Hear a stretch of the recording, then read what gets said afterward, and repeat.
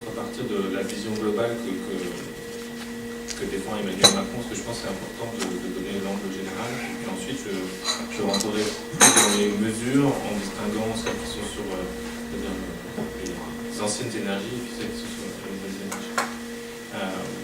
Son expression donc aujourd'hui la plus aboutie sur l'énergie, elle a eu lieu lors de son Facebook Live sur le WWF le 9 février. Bon, bien sûr, moi j'exclus pas qu'il en fasse d'autres dans les prochaines semaines, parce qu'effectivement il reste des points à travailler. La vision qu'il défend, qu'on retrouve dans beaucoup d'autres sujets qu'il aborde, c'est une vision où il ne faut pas opposer les acteurs entre eux, mais accompagner les acteurs dans la transformation, que ce soit dans l'énergie, mais ça peut être aussi le cas dans la santé. C'est vraiment ce fil rouge d'accompagner les gens dans une transformation qu'on retrouve dans l'ensemble des mesures qu'il a dit le 9 février. Ce qui peut être antagoniste, enfin ce qui n'est pas forcément la logique des autres candidats, qui peuvent être soit plutôt dans la continuité, ce qui existe, un peu refuser la transformation, ou alors dans la transformation un peu par la contrainte, avec des grands objectifs avec des horizons très rapprochés, qui peuvent après poser problème en implémentation. Cette vision, que moi je pense pragmatique, elle est assumée par le candidat aujourd'hui, et c'est pour ça que peut-être, pour certains d'entre vous, mais on en débattra après, elle peut avoir été perçue comme peut-être, pas dire insuffisante, mais manquant un peu d'ambition. Enfin, c'est des critiques qu'on entend régulièrement. Pour nous, pas du tout, notamment parce qu'on repart et on assume le fait qu'on reprend l'ensemble des objectifs de la loi de transition énergétique, qui de notre point de vue sont très ambitieux, et qu'aller au-delà, ce serait aller trop loin, trop vite, et qu'aller par contre en deçà, ce serait aller trop lentement. Voilà, j'anticipe peut-être des critiques qui viendront. Et une fois que ce fil un peu conducteur de la vision qui porte, d'être pragmatique et d'accompagner les gens dans une transformation est posé, il en a décliné 4 objectifs et toute une série de mesures que je vais vous détailler, mais c'est vraiment important d'avoir à l'idée, on a décliné que des objectifs qu'on pense atteignables et des mesures qu'on sait qu'on peut mettre en place dans le laps de temps qu'on a indiqué. Le premier objectif, sortir des énergies fossiles.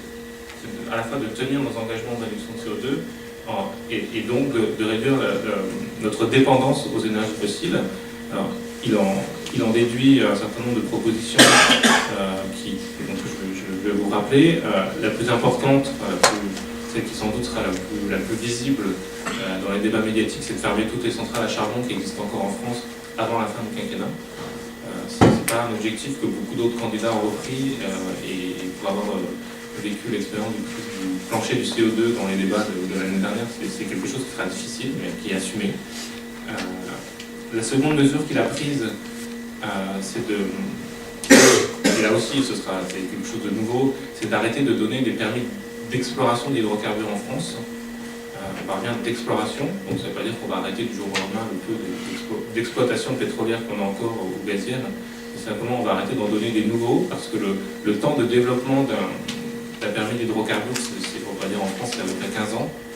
Or, dans 15 ans, on devra être dans une société qui sera largement décarbonée, donc on anticipe le fait qu'il faut arrêter de s'interdire aujourd'hui de continuer à prospecter sur les hydrocarbures.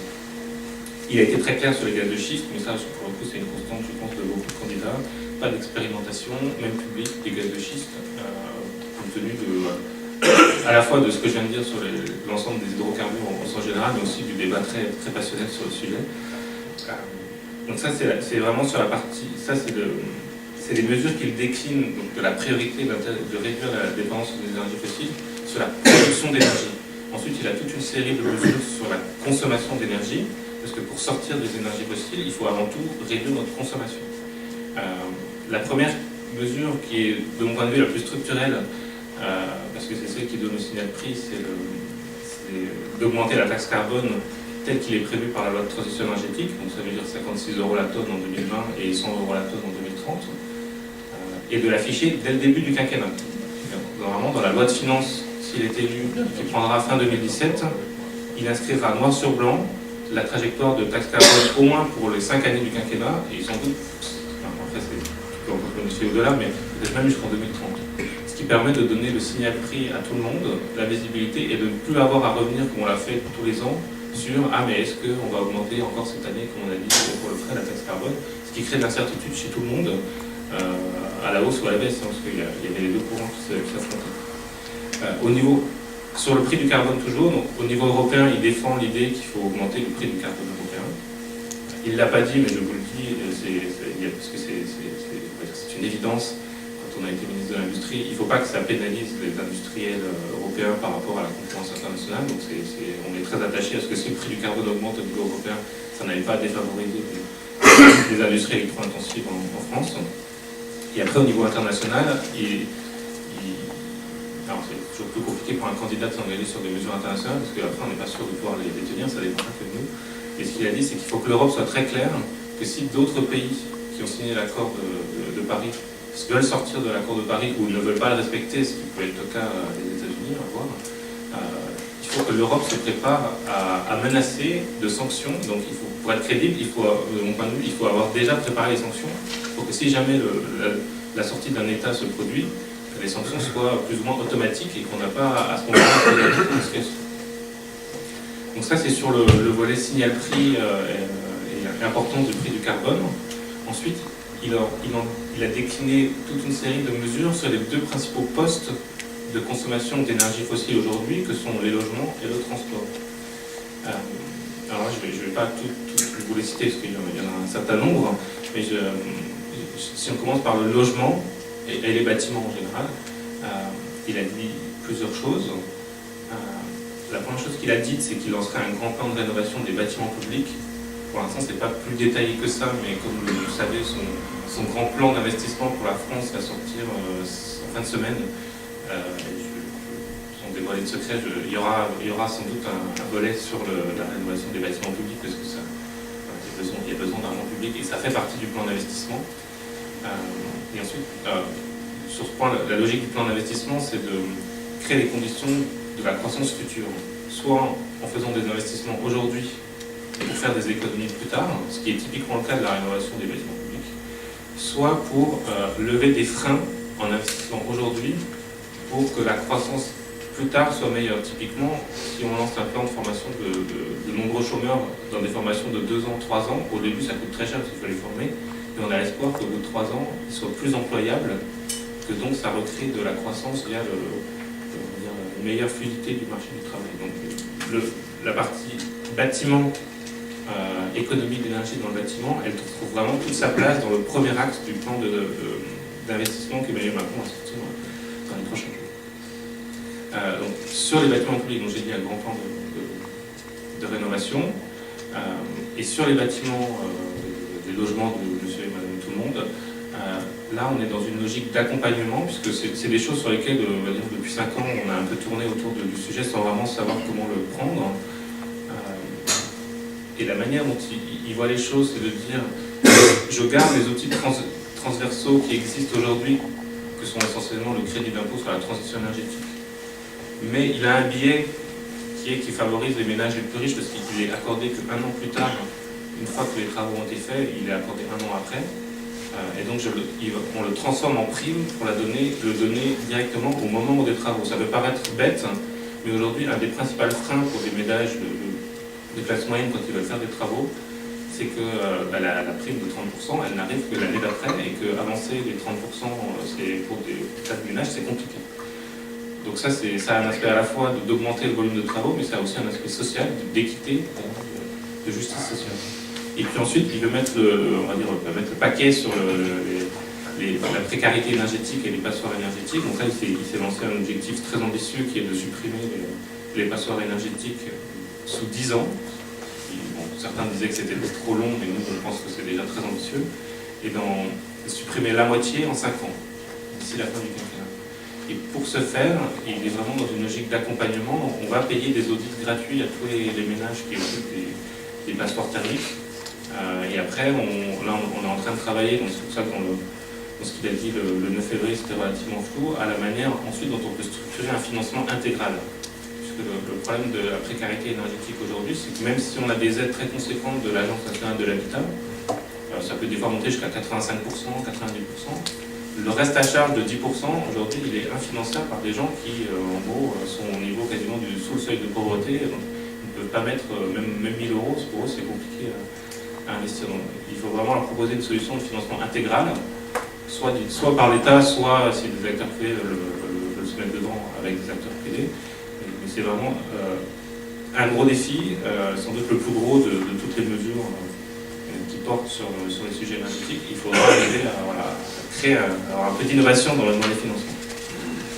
Puis ensuite, sur le second gros volet qui consomme des énergies fossiles, qui sont les transports, là il s'inscrit quand même beaucoup dans la continuité de ce qui existe aujourd'hui, puisqu'on juge que c'est relativement satisfaisant. C'est la partie bonus-malus à l'achat d'un véhicule neuf, ça sera conservé, avec un fort bonus pour les véhicules propres, que ce soit notamment les véhicules électriques. Il rajoute une mesure qui est plutôt qualité de l'air, mais qui aura quand même un impact CO2 important, qui va donner une prime à la casse, qu'on appelle aujourd'hui la prime à la conversion, pour des gens qui veulent changer leur vieux véhicule en un véhicule récent, mais pas forcément neuf. Parce que le constat qu'on fait à nouveau, c'est que le bonus-malus, aujourd'hui, c'est une mesure qui est hyper injuste socialement, parce que il y a des études, je pense que vous le savez tous, mais plus de 80% des véhicules neufs aujourd'hui sont achetés par des gens qui ont 55 ans. Et souvent par des anciens cadres, c'est une priorité très aisée, et inversement, les populations plus jeunes, qui sont celles qui sont plus sensibles au sujet de pollution de l'air, elles ne peuvent pas acheter des véhicules neufs, donc elles achètent des véhicules d'occasion. Donc la prime à la conversion, la prime à la casse, l'idée c'est que les gens touchent de l'argent, donc ce sera 1000 euros, en plus du bonus-malus s'ils achètent un véhicule neuf, mais s'ils achètent un véhicule d'occasion récent, ils toucheront cette prime de 1000 euros, ce qui les incite à faire tourner le parc de véhicules, à la fois pour consommer moins de CO2, enfin pour émettre moins de CO2, mais aussi en termes de qualité de l'air. Le débat, c'est la pollution de l'air, c'est avant tout des vieux véhicules. Nous, on n'est pas du tout dans la stigmatisation du diesel. Le débat est irrationnel sur ce sujet-là. La pollution de l'air, c'est les vieux véhicules versus les nouveaux véhicules. Ceux qui disent que c'est le diesel versus l'essence, je pense qu'ils font fausse route. Voilà, ensuite dans les objectifs qui s'est fixé sur les transports, donc toujours partie véhicules particuliers, il se fixe l'ambition qu'en 2040 on ne vende plus de véhicules autres que en gros, des véhicules électriques ou hydrogène, ou voilà, en tout cas qui n'émettent pas ni de particules fines ni de CO2. On s'est fait beaucoup critiquer sur cette mesure, parce que le côté environnementaliste disait c'est trop peu ambitieux parce que 2040 c'est trop loin. Inversement, pas mal d'entreprises m'ont dit c'est très ambitieux parce que nous, nos projections, c'est qu'on va faire 20-25, peut-être 20% du marché sera véhicule électrique en 2030. En 2040, arriver à 100%, c'est compliqué. Donc nous, on pense que c'est un objectif qui est réaliste. Et en parallèle de ça, bien sûr, on durcira progressivement les normes, enfin on se battra au niveau européen pour durcir les normes sur les émissions des véhicules neufs. Parce qu'aujourd'hui, dans les débats suite au Dieselgate, il y a eu un renforcement des normes sur les véhicules neufs, mais il y a encore, de notre point de vue, des progrès à faire pour combattre le lobby des constructeurs allemands. Voilà, je passe sur les mesures liées à l'agriculture, qui concernent moins, je pense, le sujet du jour, mais je pourrais y revenir si vous le souhaitez. Et ensuite, je vais me concentrer sur maintenant, on quitte les énergies fossiles, ou quasiment, et on passe sur la chose dont on ne peut pas faire la passe quand on veut porter des mesures sur l'énergie en France, qui est le mix électrique et la place du nucléaire. C'est clairement pas la priorité pour nous, enfin, je le dis, mais l'objectif prioritaire c'est la réduction des énergies fossiles, mais en continuité de ce qu'il a défendu en tant que ministre de l'économie. Il a une approche, moi je juge pragmatique sur le sujet, qui est il faut diversifier notre mix électrique parce que c'est malsain d'être dépendant d'une seule technologie à 80%. On l'a vu cet hiver, puisque dès l'instant où la SN programme l'arrêt d'une dizaine de réacteurs pour faire des inspections de sûreté, si on n'en avait pas pu en redémarrer 4 ou 5, comme on l'a fait au début janvier, je pense qu'on était obligé de délester des gens fin janvier et début février, ce qui aurait été, je pense, en termes d'image assez catastrophique. Donc, voilà, il assume le fait que c'est malsain de dépendre à 80% d'une seule source d'énergie. Il faut diversifier, il faut le faire de manière volontariste. C'est pour ça qu'il maintient l'ambition d'essayer d'arriver à 50% de part de l'énergie nucléaire dans le mixte à l'horizon 2025, tout en précisant, je pense que vous avez vu la vidéo, c'est très clair, en précisant qu'il juge que c'est très ambitieux, probablement sans doute un peu trop en termes de délai, mais voilà, en tout cas, donc il se laisse la porte ouverte à dire peut-être qu'on n'y arrivera pas, mais il veut garder l'ambition parce que c'est ça qui va, il faut créer un effet vertueux. Si on baisse trop l'ambition, après il se passe trop rien. Et c'est d'ailleurs pour ça qu'il est très clair sur le fait qu'il veut atteindre les objectifs de la loi de transition énergétique sur le développement des énergies renouvelables électriques, qui sont, je le rappelle, 40% d'électricité renouvelable en 2030. Et comme il veut par ailleurs fermer les centrales à charbon, tout ça est assez cohérent avec 50% de nucléaire entre 2025 et 2030.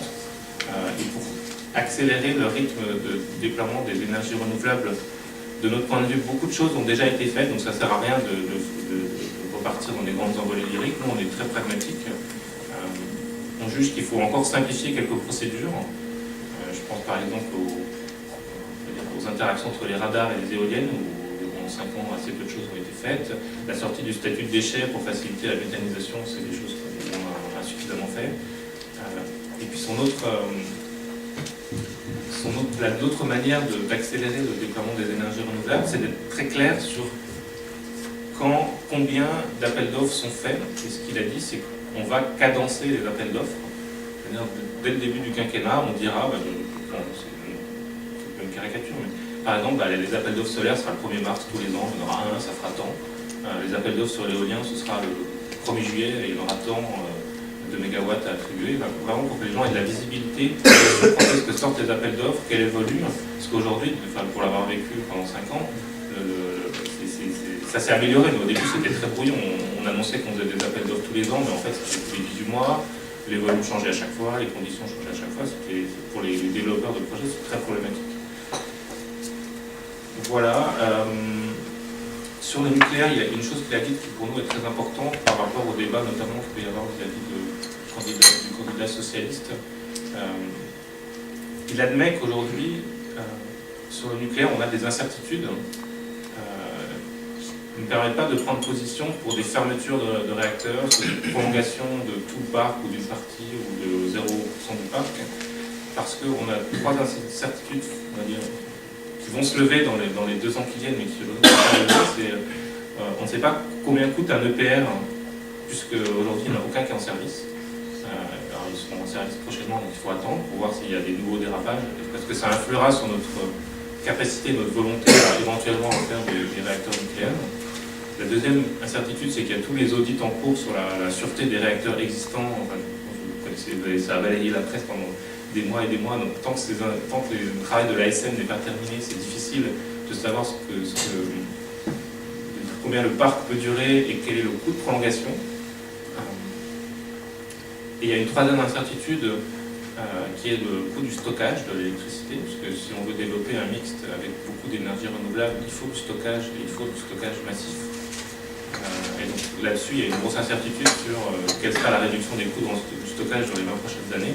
Et donc, ce qu'il a dit sur le stockage, c'est simplement que ça doit être la priorité de recherche de l'énergie dans les 20 ans qui viennent, avec ce corollaire qui est la flexibilité d'utilisation de l'électricité. Mais il n'est pas aujourd'hui rentré plus dans le détail, parce que de notre point de vue, à la fois, ça devient après très technique et le niveau d'incertitude est très élevé. Des annonces présidentielles, on est resté à la ligne. Le stockage doit être la priorité de R&D, mais on ne sait pas, voilà, on ne peut pas en dire vraiment plus. Attendez, je regarde si j'ai rien oublié, mais je pense que j'ai à peu près tout dit dans les 3 grands secondes mesures. Toutefois, je ne développe pas l'agriculture parce que je pense que c'est un sujet du jour. Et ainsi, dernier point sur l'accompagnement. Comme je vous ai dit, sur les logements et notamment les précaires énergétiques, il y aura tout ce grand plan de rénovation avec des audits gratuits et un accompagnement intégral dans le financement. La volonté qu'on a aussi, c'est de dire que la transition énergétique, de manière générale, elle se fera au niveau des territoires, et ça ne marchera que si les territoires s'impliquent et même prennent le lead dans tout ce qui va être accompagnement des gens et marketing. Propose Emmanuel Macron, c'est de dire on va modifier les contrats de plan État-région pour en faire des nouveaux types de contrats qui seront des contrats axés spécifiquement sur le développement durable, où en gros l'État s'engagera à cofinancer des actions auprès des régions ou des collectivités. Dans le cadre de ces contrats, En gros, on reprend l'esprit des territoires à énergie positive de Ségolène Royal, mais on va essayer de les professionnaliser un petit peu plus, parce que les territoires à énergie positive, je pense que c'est peut-être une très bonne idée de dire que c'est aux collectivités de mener, labourer le terrain localement pour accompagner la transition énergétique. Par contre, ça s'est fait de manière un peu artisanale, il y a un peu tout et n'importe quoi comme mesures qui sont cofinancées par l'État, donc il faut arriver à faire du mainstreaming de ça pour que vraiment au niveau, parce qu'au niveau local, s'il n'y a pas l'accompagnement des collectivités et des régions, c'est pas l'État, enfin malheureusement on peut le déplorer, mais je pense que ce n'est pas l'État aujourd'hui qui est en capacité à convaincre les gens localement de faire une grande campagne d'accompagnement local. Je pense que le monde ne marche pas. Bon, on est dans cette thématique où on veut aligner la terre et le climat. Voilà, je ne veux pas être plus long.